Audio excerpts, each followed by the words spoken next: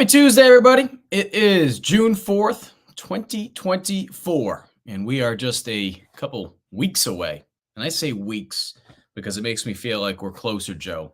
When I say that, instead of saying about 2 months away until fall camp starts for the Gamecocks. He's Intern Joe. I'm Mike Yuva. This is Talking Tuesday, and I know there's a lot to talk about in the world of Gamecock athletics with everything that transpired yesterday. South Carolina moving on from baseball coach Mark Kingston after 7 seasons. But today, as we always do on Talking Tuesday, we are talking football. On Thursday, there's going to be a special edition of Foul Balls. I don't know if Intern Joe's aware of that already. It could be breaking news to him. But Jack and Joe will be doing that in place 3 o'clock. GC Live for football. No, it is 3 o'clock. Thursday. So 3 o'clock, 3 o'clock on Thursday. And continue to follow Gamecock Central. Continue to follow Gamecock Central for the latest on what's going on with the search. You have big boards going on. But over the next couple of days, the picture is going to start to look a little clearer. We have some teams who wrapped up their seasons yesterday. Obviously, there were teams that wrapped up their season over the weekend. Some teams even make the tournament that South Carolina could be talking to as far as candidates to fill their head coaching job. But again, on Thursday, hopefully the picture will be a little bit clearer. But between now and then, follow Gamecock Central. Sign up today, just $1 for your first month of GC. You also have access to every other On3 team website on top of On3 with, what's going on in the NFL, what's going on in the NBA. There's a lot of stuff, NIL, all that stuff in between. And certainly with recruiting season picking up for football, Wes and Chris, they've been very, very busy. So you don't want to miss that. All right. Having said that, Joe, today's topic, and you can already see it, Batman Gummies. What a great name. He's already talking about the front seven.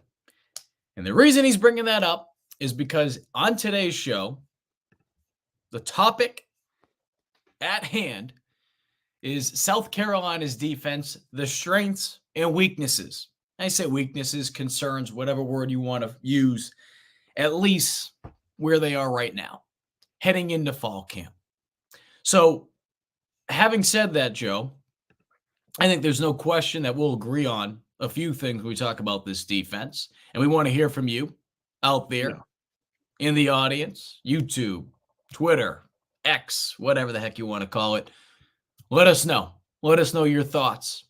Some things that you're excited about for the defense to see. Some things that you're concerned about this defense. Some things you feel like can get better over time, but at least as of today, we're a little nervous.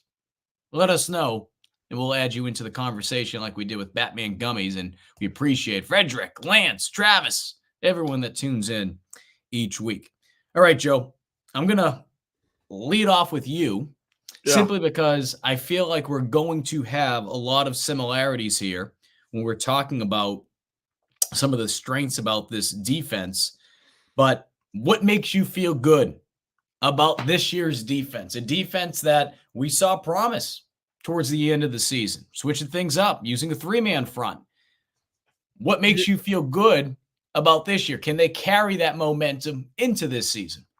Yeah, Mike. I mean, at least on paper, the front seven is fully restocked, right? Batman Gummies was talking about it. You added DeAndre Jules into, a defensive tackle room along with Alex Huntley, Tonka Hemingway, Montel Goodwine, TJ Sanders already making leaps in that room as well. So you have depth at the front seven, and it was something you were missing last year, which limited you all season long. And then when you go back to last year, you look at your linebackers were hurt. Now you have a, I wouldn't say fully restocked linebacker room. It's one of my weaknesses for this defense still, but you have, an absolute dog in, you have a, why am I forgetting his name? Tebow, you talking Tebow about Williams. linebackers? Oh my gosh. Yeah. Hey, it's been busy with baseball. You've been staying busy with baseball. It's all right. It's okay. Tebow Williams is an absolute dog. And I was thinking of his face and all that, but he's a stone cold killer at linebacker. And then you factor in some young guns, like Wendell Gregory, Fred J.R. Johnson's going to be in the mix, Demetrius Johnson out of the portal.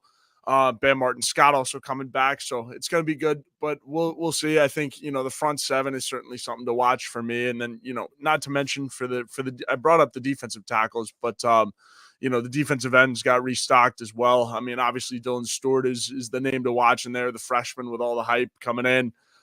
Should be really good. And so again, there's depth. There's depth at the defensive line, allows you to, do a lot more different things with your linebackers. And then obviously you have so much depth returning on, out the defensive backfield with Nick Eamon, DQ, a lot of guys like that. So defensively, Mike, I'm glad we're starting in terms of like breaking down everything. I think the defense is going to be the strength of this team, at least on paper so far. So, it's going to be interesting to see, but I kind of ran through it all, but the strength starts at the front seven for me. No question. Big Red ass. Are we going to see more? 4-3. They're going to go to they used Big Red, a 3-3-5 is what I think you're thinking of. Now, that's not to say they can't go with the 3-4, especially with some of the talent they have at outside linebacker and some of those guys, even at the edge position. I mean, you can have guys. I mean, I go back not to make some of you guys feel old, but you go back to those Corey Miller days. I mean, Corey was one of those guys. Well, he was phenomenal, and he had the ability to play standing up on the edge as a defensive lineman, which essentially is just like an outside linebacker. And that's where he spent the majority of his career in the NFL, playing for the New York Giants and Minnesota Vikings. Shout out to my former coworker over at Watch Fox, Corey Miller. But I bring that up because I think we will see a healthy blend of both this year. In Big Red, it was more of a 4-2-5-2, not to be a nitpicker, but 4-2-5 was the base defense that they played with last year. Towards the end of the season, we saw them switch it up a little bit, go to that 3-3-5. And certainly when you see what South Carolina was able to do towards the end of the season, and even though they came up short against Clemson, you can't really put all the blame on the defense in that game. You have a defensive touchdown for Clemson, and more than anything, USC's defense kept them in that game. Their inability to be able to move the football from an offensive standpoint is the reason why they didn't win that game. So even in a game like that, when we go back and look at what South Carolina's defense was able to do towards the end of the season, even in that Clemson game, they were able to show a lot of good. Now, obviously, things have changed, right? There's some guys that they lost. Some guys enter the portal. Some guys move on to the next level. Some guys graduate, whatever the case may be. But as you alluded to, Joe, they were able to bring in some additional experienced players via the portal. Now, I think when we look at the strengths, and I know our colleague Wes Mitchell wrote about this, I think it was just last week, sharing that he believes the defensive tackle room will be the biggest strength for South Carolina. I'm not disagreeing with that completely, because you need a strong D tackle room. I think the edge room, though, is where it's going to be at. And the reason why I think the edge room is the strength of this team is because what can happen as far as what you're trying to ultimately accomplish from a defensive standpoint, it can help you in the back end. Now, that's not to say, the defensive tackles, if they can cause disruption up front, they're able to put pressure on the quarterback. Yeah, it goes without saying. But the majority of the time, when you're putting pressure on the quarterback, it's typically going to be from the outside. It's typically going to be from one of your edge rushers. Yeah. So when we talk about some of the weaknesses or some of the concerns, it will make sense why I'm so high on the edge room, because I think it can help you cover up some of those blemishes in the secondary. I think, from a cornerback standpoint, we know that O.D. Fortune will be going into camp, and he is expected to be the starting corner. He's expected to be your cornerback number one. After that, Judge Collier, Vakari Swain, they're going to be battling out. It seems like those two guys in particular are the ones that are going to be duking it out. But even with that being said, you don't have a lot of experience on that side. Judge Collier, yes, he did start 2 games last year. But where I'm going with all this, Joe, is I think that edge room in particular, not only does it have the potential to be really special, you need it to be damn good. You need it to be damn good, because it will help out. It will help you out in the secondary. And again, I'm kind of foreshadowing what my concern could potentially be for the fall, at least heading into fall camp. But I did a story actually today a real deep breakdown. If anyone hasn't had the chance to go check it out, it is the post-spring assessment series that we're doing. We're breaking down every positional group. And today, we talked about the edge room. And when you look at the edge room, without giving the full story away, you can head on over to Gamecock Central. Sign up today, $1 for your first month. If you're not already a subscriber, you can be able to check this out.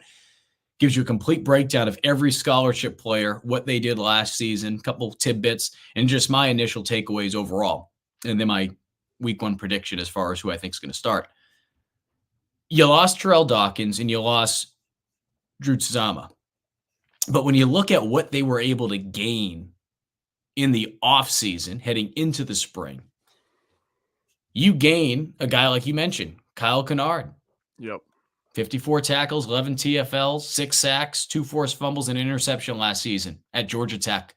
Power 5 football. Power 4, if you want to call it that. RIP Pac-12. So I bring that up because you have him right there. But on top of that, you bring in Gilbert Edmond. And we've mentioned this before, Joe. Gilbert was just not brought here as a poster child. He wasn't just brought in here for charity. He was brought in here because South Carolina truly believes they can get something out of him that can help that room. And yes, while he did start 10 games 2 seasons ago, didn't start any games last year when he played at Florida State, but he appeared in 12 games in his last season at USC before coming back now for a second stint. Even if he's coming off the bench, yeah, and you have guys like Gear, who got their feet wet last year. You have guys like Desmond Umeozulu, who appeared in every game last season. You had a guy like Davis, who got his feet wet last year in the system. And oh, by the way, you have a 5-star coming in too, who looked pretty damn good in that spring game. So to me, that edge room is so damn talented, so dang deep, has experience on the top end, but they also have some experience towards the middle of the group too. And I would consider Desmond Umeozulu being part of that middle simply because at the complete opposite end is Dylan Stewart. And that's just natural ability right there. And you can't forget about Des U, right? He's still going to be a big part of this rotation. Most overlooked player, I feel like, coming out of the spring from a defensive standpoint, at least. Yeah, absolutely. And there's that. And then, I mean, you have Dylan Stewart, who should have been the number 1 player in his class, was at one point, and then got dropped down after he committed, which, again, we're not going to open that can of worms quite yet. But Elijah Davis, Kyle Kennard is, reinventing his game at South Carolina. It's something that he was very vocal on, that Sterling Lucas was selling to him, was like, hey, we can add another portion of your game. Let's what can we do to make you better? He wasn't, he was the only guy that was pitching him. It's like, hey, you need to work on this instead of, come fit in the system, come be great. So, and obviously that was part of the pitch for South Carolina, but Kyle Kennard still has a lot to learn. And I think, Sterling Lucas is the right, it's the right fit. This defense is the right fit. And Mike, as you mentioned, rushing the passer, you need that in the SEC. And, South Carolina did an awful job of it last year. And it was in large part because of the depth. So now when you have talented depth, it should be a lot better. And I fully expect it to be. And then obviously, like I mean, our 2 strengths are, it's on the same stove, different burner, kind of thing with the defensive tackles and the defensive ends. Yeah. But defensive tackles are going to help a little bit more with stopping the run too, which is another thing that was bleeding on your defense. So I think, the strength is at the defensive line as a whole. Travion Robertson and Sterling Lucas are really, really good coaches. I fully expect all the players in this room to develop and come along as a unit. And Joe, here's another thing too, to add to that. Whether you feel like the defensive tackle room is the strength of this defense heading into fall camp, whether you're out there and you believe the edge room is the strength of this team defensively heading into fall camp, it's yin and yang. They have to both play well in order for the other one to have success. And here's what I'm talking about. And I always think back to my senior year, or not my senior year, when he was a senior. When I was back in college, one of my teammates, he was an edge. And in his senior year, because he was one of the better players in the league, he would get double teamed a lot. And that's no shot at our D tackles. But the point was, there wasn't enough pressure being caused in the middle. So naturally, teams were able to game plan against us a little bit better because they knew, okay, Nick Hague's coming off the edge. We have to make sure that we have extra help, whether that be zone and you have another guy being it or two guys, whatever the case may be. So even if the edge room is your strength of your defense, even if it is like it's evident that it is the strength of your defense, if the D tackle room is not giving you the type of push that they need to have in the middle, and even if they're doing stunts and twists, because there's going to be times where the D tackle is going to be coming around from the outside. They got some guys in that D tackle room who got a little speed to them. I mean, no one's saying they're the next Nick Harbor, but they got a little speed to them, and you could have an edge twisting on in and coming on the inside, right? So I bring that up because if you're not having success at the defensive tackle position and the opposition does not view them to be a threat, they're going to be able to take out your edges a little bit easier, if that makes sense. So the point being is D tackle, edge, both rooms look really good right now. Look really good heading into fall camp. Knock on wood, everyone stays healthy. I mean, that goes without saying. We do that a lot. But if they're able to play at the level that both rooms should play with the amount of talent, and not just that, it goes into Big Red's question too, we'll get into it, but proven talent that they've had. Some talent has been proven here. Some talent has been proven elsewhere, like a Kyle Kennard. If they can take care of what they need to do, both rooms will look really damn good. And don't be shocked at the end of the season when you have a guy like Brian Thomas, when you have a guy like Tonka Hemingway, depending on what room you want to look at, D tackle it. Don't be surprised if both rooms play well, some really friggin' good stats out of both rooms, simply because each room is going to help the other one and vice versa. But having said that, Big Red asked Joe, and I'll let you take this one first. Does having guys who didn't play much last year help us as they have had a year to study the system? Yeah, absolutely. It always helps when you have depth that is currently developing. Some guys need a little bit longer to develop. And, I think when you have the ever more revolving door of the transfer portal, having guys who know the culture and know the system is extremely beneficial, especially when culture is such a big, point of emphasis here at South Carolina. I think, I think you mentioned like a Des U, for example. He's been in the system. Yep. You can bring along a guy like Dylan Stewart, who's only, one class away, two classes away kind of thing. He's still underclassmen together, but, DMV to SC kind of thing. And yeah, it absolutely helps 100%. The other thing too, Joe, obviously being in the system for a year plays a huge role as far as development goes. And there are players, because I see this question from Batman asking if you think Dylan Stewart will see some playing time this year. Absolutely. Yes. No question about that. I'll get into a little bit more on that in a moment, Batman Gummies, but which I just love saying. What a great name. But I think the other thing too is when you look at some of the players who not only had a chance to be able to get into the system last year as true freshmen, but some of these players, and this even goes on to the offensive side of the ball when you look at a guy like Luedecke and Babalade, Trevon Baugh, two guys that did some great things. They weren't expected, probably, right, to be seeing the amount of playing time that they saw last year, but because of injuries and musical chairs and just trying to find some type of continuity up front, both players had to step in.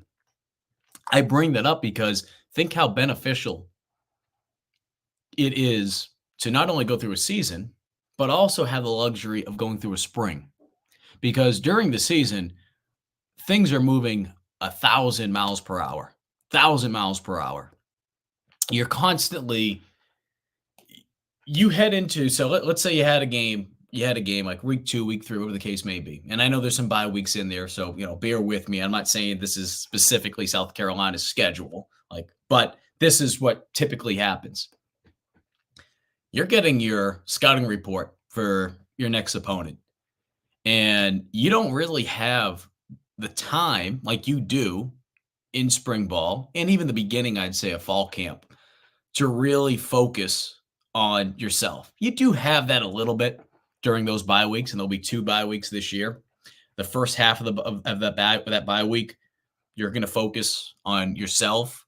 But during the season, sometimes, I mean, you could be nursing an injury, depending on how the coach wants to go about things, depending on when the bye week falls. But the whole point is that you don't have that luxury of practices being spaced out in the spring, right? You have 15 practices, which includes the spring game. So 15 over a course of about a month, because it's really spread out, you're really able to slow things down and be able to teach. And not only is that beneficial for the younger players, of course, I'd say it's even beneficial for a guy like Kyle Kennard, a veteran player who came here, who is trying to learn the system. There's some guys that are going to come in here and they're going to be able to pick things up. We mentioned before a guy like Carlins Patel. He wasn't here for the spring when he transferred on in. Carlins Patel. But in Carlins, and I've talked to Carlins, and Carlins was on this show, and I think he actually talked about this. The beginning of the season, when he arrived at South Carolina, not only was he making the transition to playing a position he's never played before, playing nickel, but it took him a couple weeks because he was learning the system. So you think about just that luxury, and that's a veteran player right there. Never mind talking about the underclassmen. Having the opportunity to go through a spring practice, right?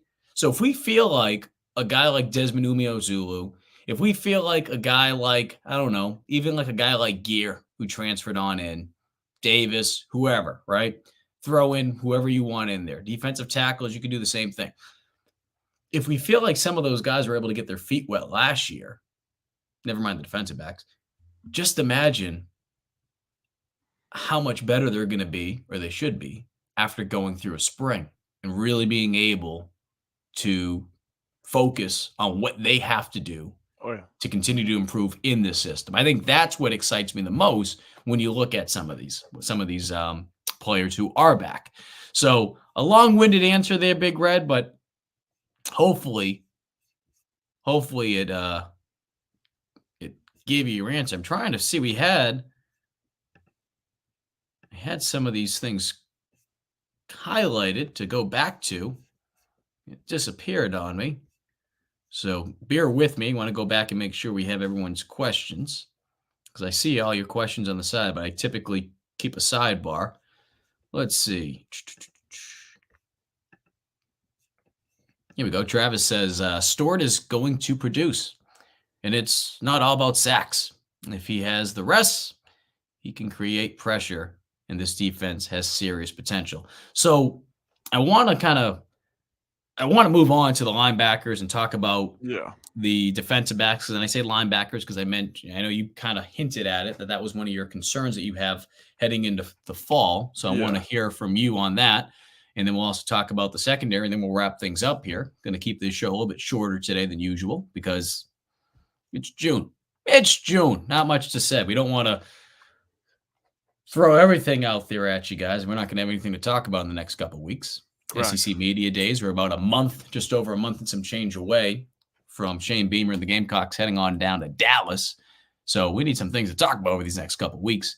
But I think the thing with Stewart, Travis, and Joe, you let me know what you think. When you look at that room in particular and all the things that we just talked about, the difference this year in comparison to what that room looked like last year, you have depth. You have experienced players. That wasn't necessarily the case last year. And some of the guys that were experienced were coming back from injuries, like a Terrell Dawkins. And as we saw how things played out for him last year, I think he appeared in maybe a handful of games. He didn't record a stat. So the pressure on Stewart, or the pressure you have to play right away, that goes out the window, in my opinion. That goes out the window. That's not to say he won't play right away, but there's less pressure because he's already in an established room, which is great for South Carolina. I think what you'll see with Stewart will be, you'll see him continue to play more and more as the season goes on. Yes, he had the opportunity to be there in the spring, and he did some really damn good things in that spring game, as we all saw. But I think what we will see is this kid will continue to learn. He doesn't have tape out there either. Like, let's keep that in mind. Yeah. We think about that from an offensive standpoint sometimes, right? How's a quarterback react? And so he goes out there, he's going to have to learn how to adjust. And that doesn't mean he's not going to be able to adjust quickly, because I think he's friggin' damn talented enough and smart enough to. But there's going to be a point where there's going to be some type of growing pains. So I think you're going to see the snaps go up for him. And on top of it, Joe, like we've talked about before, they want to treat the defensive line, especially that edge room, like hockey shifts. They want to constantly be able. That's the perfect world scenario for them. And if they're able to get the production from the plethora of players that we talked about in that edge room, Dylan Stewart included, he'll see plenty of snaps, especially as the season goes on.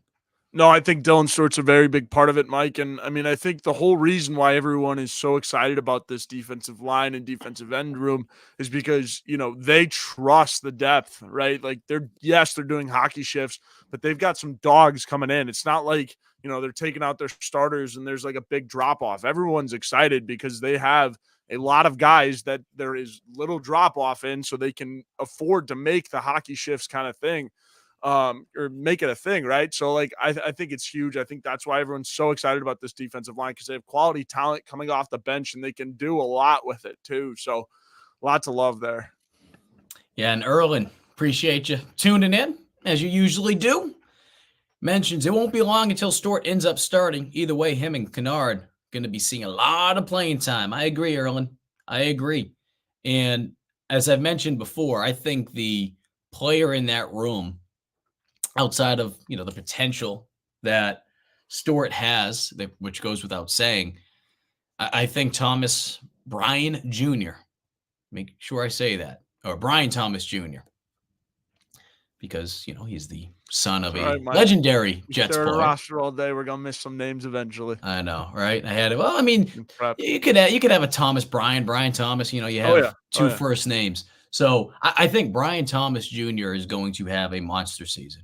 I really do. And the reason I keep bringing that up is from talking to people inside that building. And I mentioned some of this today on my story assessing the edge room for South Carolina post spring. They feel like he can do some real special things this season.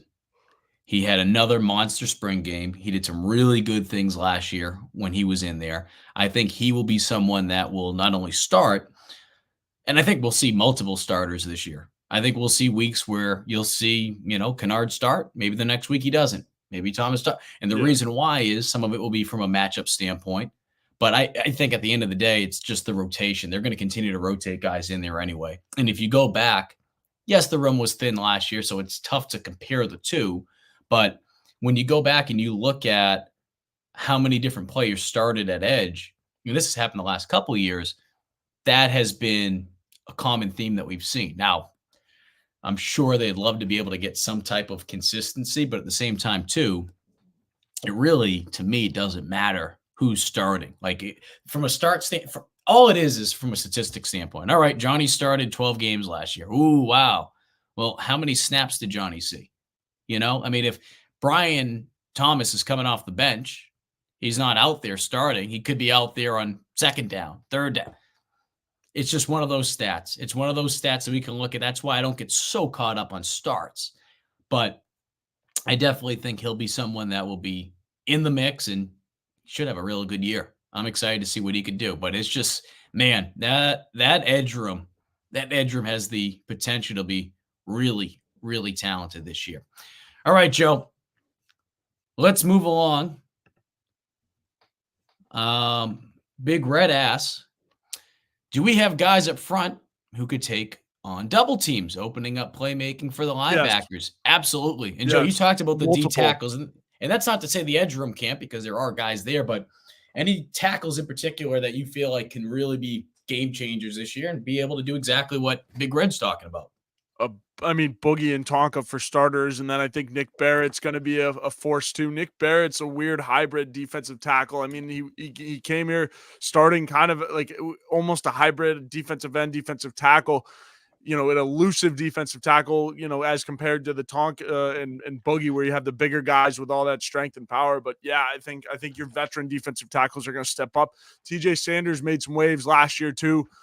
So you have a lot of experience in the defensive tackle room, and then you added DeAndre Jules and a guy like Monkel Goodwine. So a lot more help there too. DeAndre Jules is going to make an instant impact as well. So, I mean, there's a lot to love in the defensive tackle room, which is why we're spending, so much time looking at it and hearing all this hype about it.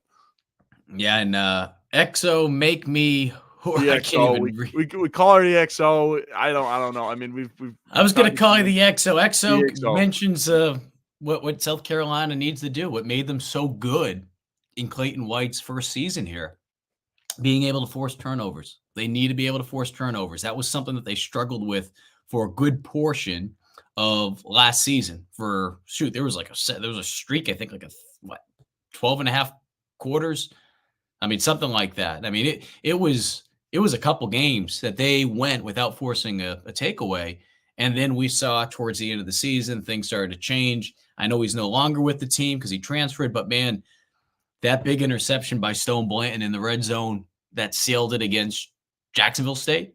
Yeah. That doesn't happen. USC might lose that game. So probably lose that game. So they need to be able to force turnovers. And guess what? If you're putting pressure on the quarterback, takeaways can happen more. 2023 team sack leader TJ Sanders. Yeah, I like that. Yeah. I know it's got a nice ring to it. Again, but you know what I liked? You know what I like more? And no disrespect to TJ, the edges need to be able to get in there more. Yeah, need to get in there. Absolutely. And again, not taking anything away from 100%. TJ. Yeah, not taking anything away from TJ. Your defensive end should lead you in sacks. Correct. Yeah. Yep. All right, let's keep moving along. Yeah, 100%. You talked about the linebackers. Why do you consider this to be a concern, weakness, whatever way you want to phrase it, heading into fall camp? I think just again because of the depth. I mean, you have some senior older guys, brought in, or obviously not brought in. You have Debo Williams is kind of the cornerstone of this, and Debo's going to go on to have a long, successful NFL career, if you ask me. But I think he's bringing on the next generation of linebackers, and Wendell Gregory, Fred J.R. Johnson, two stud recruits that have the same body type and just drive of a Debo Williams, prototypical SEC linebacker. So I think it'll be weak just because, again, you're lacking a little bit of depth. You're still toying with some guys, specialties a little bit. I think Bam Martin Scott will be a highlight of it. But you're just not as deep as you want to be, and you're not as deep as you are in the defensive tackle and defensive end room. And that's just, because you added so many guys in those two rooms. There's obviously not enough transfers to go around and stuff. So you're going to need some guys to step up. And particularly in the linebacker room. But again, it's Clayton White's strength in terms of coaching. He coaches linebackers too. So, if anybody can develop them, I think Clayton White's the right guy. But we'll see. I think it's a weak point beyond, Bam Martin Scott and Debo Williams. And then I think out of anybody that's going to make I guess surprise impact is going to be Wendell Gregory. I think that kid's a stud. So the reason I disagree with you is because, and again, I think it's more so just wishful thinking based on the players that they were able to acquire via the transfer portal. Demetrius Knight. A guy like Demetrius Knight, a guy like Kamara, if they're able to come in here and do the things that South Carolina expects them to do, it could be a real game changer. And I think when we talk about experience in comparison to last year, because I think it was, where was it? I'm going to pull the comment back up. I think Jay Diz mentioned it. If I can find Jay Diz's comment. There it is. Jay Diz was talking about Stone Blanton last year. Yeah. South Carolina linebacker room was depleted last year.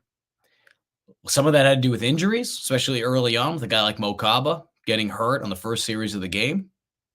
And then you also had a lot of young players in that room that were going to need to get developed. And Stone was probably playing more than he needed to, but definitely was playing more than he needed to. But yeah, with the injury, a guy like Pup Howard was just not ready. A guy like Pup Howard was just not ready. From talking to people in that building, he just was not ready to go to a point. And he got better as the season went on. We started to see him play a little bit more.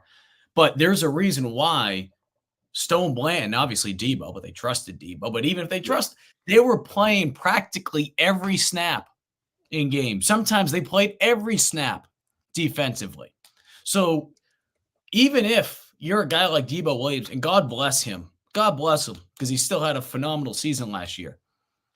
When you have a guy like Stone Blanton that's out there playing like every snap, at some point it's going to catch up to you. And I think it caught up to Stone. I think Stone is a better player than what people made him out to be last year. He was thrown into a really crappy situation. Really crappy situation. Both linebackers were. Multiple players on defense were. Because guys behind them weren't ready. Now, if you want to put that back on the coaching in terms of preparing people, fine. But even with that being said, this isn't NCAA 2025, right? You're not just going to be able to get a magic wand and say, all right, these true freshmen they're going to be ready to go right away. It doesn't work that way. There's going to be outliers. There's going to be guys that can come in and play a little bit earlier. But even a guy like Stone Blanton, even though he showed potential going back to the previous season towards the end, having to play a little bit more snaps because of those injuries that we talked about, because of those things, having to play practically every snap, it caught up. It caught up to this team. And unfortunately, we saw what happened last year. Having said all that, though, this makes me feel better about the depth in that room, Joe. Okay? Yeah, 100%. Between Williams, Martin Scott, Knight, and Kamara, the four have played a combined 160 collegiate games. It's pretty good. 160. Pretty good. If you want to see a deeper assessment on South Carolina's linebacker room, head on over Gamecock Central. I wrote this story, I think about a week ago. So go check that out. Kamara's coming in. Bengali was the fourth leading tackler for Pittsburgh last year. Posted a career high, 55 tackles, 6.5 tackles for a loss, 2 sacks. Then you have a guy like Demetrius Knight. Comes in, has 1 year of eligibility left. First team all AAC at Charlotte last season. Led the 49ers in tackles with 96. Had 3 interceptions, which also led the team. I look at those two players and I say they have the potential. They have the potential. So maybe where we don't necessarily agree, Joe, is I'm looking at it. I'm looking at the glass half full, saying, hey, they have the experience. They have these guys that have proven it at other places. But you're looking at it, and I'm sure, and tell me if I'm wrong, but I'm sure there's other people that feel this way. They look at that and they say, all right, yeah, but they haven't proven it here yet. I mean, is that a fair assessment? Glass half empty for sure. And again, I think totally understandable. Totally understandable. You're in a similar spot with your DB room where you're asking some freshmen to step up and then some other depth. So I mean, it was take my choice between between the DB room and the linebacker room. I think you're in a decent spot with both of them. But I don't know if I had to pick one, I think it's the linebackers. And I think Debo Williams is going to be an all SEC, all American linebacker this year. No question. Shout out to Oscar Attaway Jr. joining us today. Oscar, just joined us a little while ago. We're talking defense today.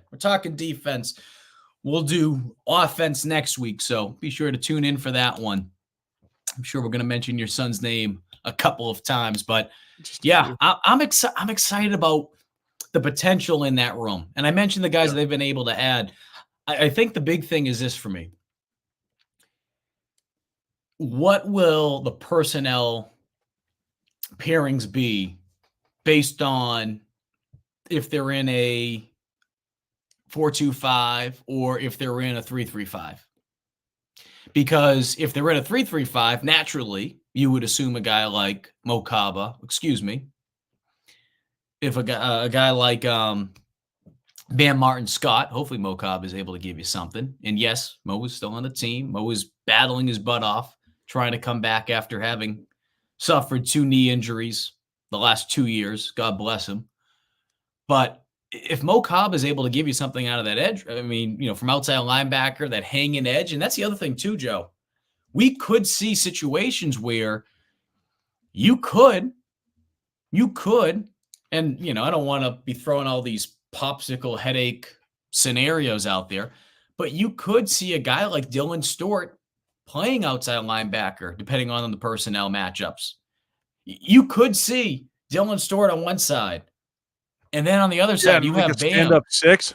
Yeah. So you're Oh, able to yeah. take advantage of those edge players that you have. So I think the beautiful thing about it is when you have the type of players that they have and you're running a defense like USC is running right now, there's a lot of interchangeable parts.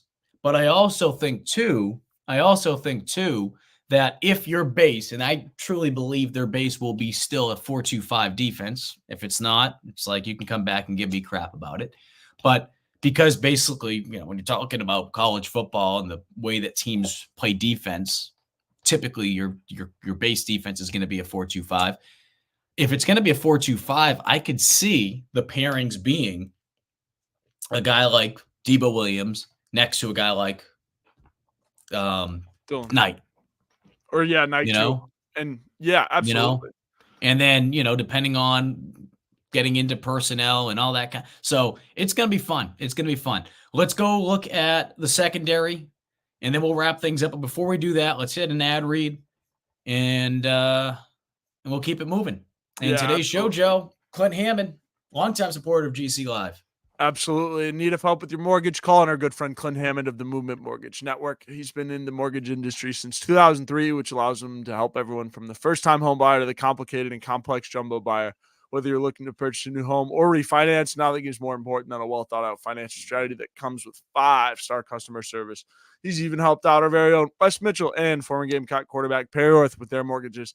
So give our guy Clint a call. He's above us on all of our GC Live programming, 803-422-6797. Once again, on your screen right now. And for those listening, 803-422-6797. And today's show is also brought to you by our good friend, Andy Luedecke of My Perfect Franchise.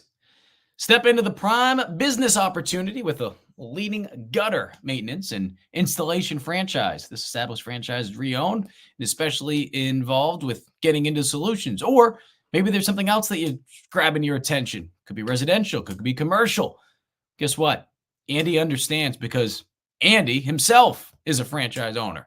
Give him a call. He'll be able to pair you up, give you the specialized service focusing on being able to find the right franchise that pairs up with your needs and what you're looking to do. My Perfect Franchise. All right, Joe. Secondary, before we wrap things up here. Yeah. They have a lot of experience in the safety room. Goes without saying, right? That starts with a guy like Nick Eamon-Worry. That starts with a guy like DQ Smith. I don't know if it was Erlin or someone else that mentioned, and I'm trying to find it, scrolling on back, that they feel like DQ is going to have a bounce back year. I'm trying to find this. Here we go. It actually was Russell. Russell mentioned that he's going to put all his stock into DQ Smith bouncing back. I was surprised with the type of season DQ had last year. And that's not saying DQ had like an awful year, but naturally, even a guy like Nick Eamon-Worry, right? When you look at those two players in particular and what they were able to do during their freshman seasons, you expect that bar to continue to go up, right? I mean, that's just the natural thing. And I'm sure both players would tell you the exact same thing. So I think both players can take that next step. Obviously, Nick dealt with an injury early on, was able to come on back. Jalen Kilgore did some great things when he was called upon. He was learning the nickel spot, which we'll also get into. But I think both players will bounce back this year. And I think the thing with DQ is when he was at Spring Valley playing quarterback, he's talked about this before. He has a strong understanding of what route patterns and route concept. He understands all that. I think he's going to be better this year. And I also think they're going to put him in a better situation to succeed. But the other thing too, guess what? There's more competition in that room. You don't get the job done. You have a guy like Jalen Kilgore in there. And even though I think Jalen Kilgore will be playing nickel, I also think he's someone that you shouldn't overlook at safety. And I know that's like no dumb, Mike, but you try to figure out, okay, have him at nickel, but if they need to be able to create more competition in that safety room, which I know it could sound crazy, whether it be for DQ Smith, whether it be for a guy like Nick Eamon, it's going to keep both those players honest. So I think Nick's going to bounce back. I think DQ is going to bounce back. And I think that competition in the room is going to be the main reason why. But I also think, too, we'll see Kilgore at that nickel spot. As far as corners go, we talked about it, OD Fortune. The question to me, outside of OD, is who's going to be able to be that guy that you can trust in that corner room across from him? Will it be Judge Collier? Will it be Vakari Swain? I'm giving the early edge, despite the phenomenal game that Vakari had in the spring game. I'm still giving the edge to Collier to be the week 1 starter, but you still need at least 3 corners that you can trust. And I think the big thing for me is without having a guy like Collier, despite starting 2 games last year, and Vakari, we got to wait and see what he can do in an actual game. To me, that's the weakness. To me, that's the concern. And I'm calling them out. I think they're freaking talented as hell, and I think they're all going to have great seasons. But I want to see them step up. And guess what? If you get the help from up front, it's going to make your job a little bit easier, but you still have to take care of business. So that's how I would assess the entire back half of the defense. Yeah, no, I agree. I think as I mentioned, I think the safety room is one of the better ones in the SEC when you factor in Nick Eamon, DQ Smith, David Spalding as well, Jelon Kilgore. I think the safety room is all set. I think, you could bump one of those guys to nickel, like you mentioned, Mike. And then at cornerback, who's going to be next to OD Fortune? I got Vakari Swain, and then sleeper. I mean, I could see Jalewis Solomon also working his way in there a little bit too. I mean, another guy who's really, really, really talented. I don't think he's not on campus yet, right, Mike? Or who's that? Jalewis Solomon. He gets here in I believe they're. I can't remember if he's on campus or yet. But another guy that's coming in. He may have already arrived this past week because a lot of the players are already on campus.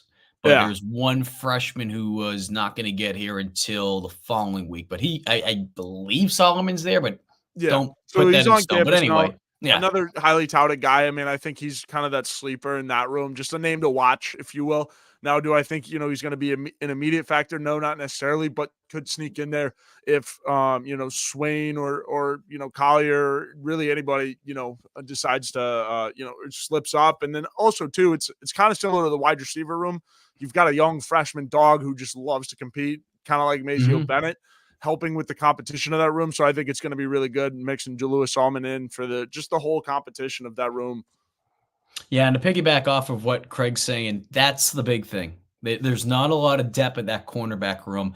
Add in the fact that you don't have Sandy.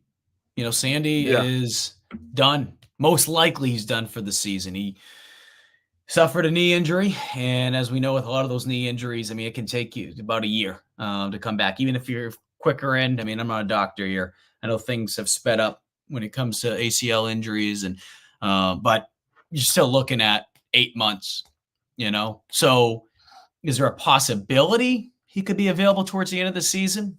Possibly, But at the same time, too, when you look at just that room as a whole, even if Sandy was there, you don't have a lot of experience, right? So that's the big thing too. When I say I'm calling out Swain and Collier, and don't overlook Emory Floyd. Floyd has focused back on football. He's not doing track anymore. And from the sounds of it, he has really took strides this spring. We talk about how beneficial it is for players to be there in the spring, which is going to open up a can of worms for people to talk about Nick Carver. So we'll say that for next week. But he's been able to make strides. And you look at that room, there's just not a lot of proven talent in that room. That's not a shot at guys. It's just not outside of OD. So I think Solomon, as you mentioned, Solomon's one of those guys who I could see competing to get on the field as the season goes on. And as I've mentioned this before, when we talk about true freshmen or just underclassmen seeing the field. And this isn't a shot at the defensive backs. I mean, shoot, I was a corner for crying out loud in college. To me, it's easier to get on the field the further away you are from the football. It's more about the natural ability. Don't get me wrong, you still have to know what the hell you're doing. But the further away you get from the football, if you go out, whether wide receiver, defensive, you see it happen more in college, where younger players tend to see the field a little bit earlier compared to other positions. There's always outliers. There's always other circumstances, right? Offensive line last year, you had 2 true freshmen having to start because of injuries. But you look over the last couple of years, whether it be Kilgore last year, whether it be Nick Eamon-Worry a couple of years ago, DQ Smith, you're starting to notice a pattern here. I wouldn't be shocked to see Solomon out there competing for corner, but I also wouldn't be shocked to see him be able to get some reps at nickel. I think that's a position he would do very good at. I think, obviously, again, Jalen Kilgore, I think he's going to be the starting nickel, but I think Solomon is one of those players who can make an impact there. Yeah. All right, that's going to do it. We appreciate it. I say we're going to keep it shorter. Joe, every time I probably say that to him, if he has a nickel for every time I've said that, he probably could go by himself. Not as annoying now that I don't have, I mean, there's no class in session. I don't have anything to get done after this because it's the summer, right? So it's not as bad. We did good, Mike. We did good. I scheduled a radio interview for one of our friends that we do a show with, and I told him I'll be free after 2:40, 2:35, and as you guys can tell, a little bit longer. But hey, the GC family always comes first. Got to take care of business here at Gamecock Central. If you missed any of our show, head on over to the Gamecock Central YouTube page. Subscribe today for free. Hit that little bell icon. Get a notification anytime one of these videos drops, which includes potentially, kind of foreshadowing here, a emergency show when South Carolina makes their decision on who the next head baseball coach will be of the Gamecocks. You also have any videos in between. We've had some good interviews over the last couple of weeks. Just over a week ago, Spencer Rattler was in town. We got to hear from him at his camp. We have some good ones on the horizon, a couple camps going on featuring current Gamecock players. You'll be able to catch those interviews right here on Gamecock Central. Or if you're a podcast listener, head on over to the Gamecock Central Podcast Network. He's Intern Joe. I'm Mike Uva. And again, Thursday, 3 o'clock, Foul Balls, a special edition of Foul Balls. Intern Joe, Jack Veltri, they're going to be talking Gamecock baseball, breaking it all down. Hopefully, we'll start to be able to put some names together to really keep an eye on over these next couple of days, but especially by Thursday. Enjoy the rest of your Tuesday and enjoy the rest of your week, everybody.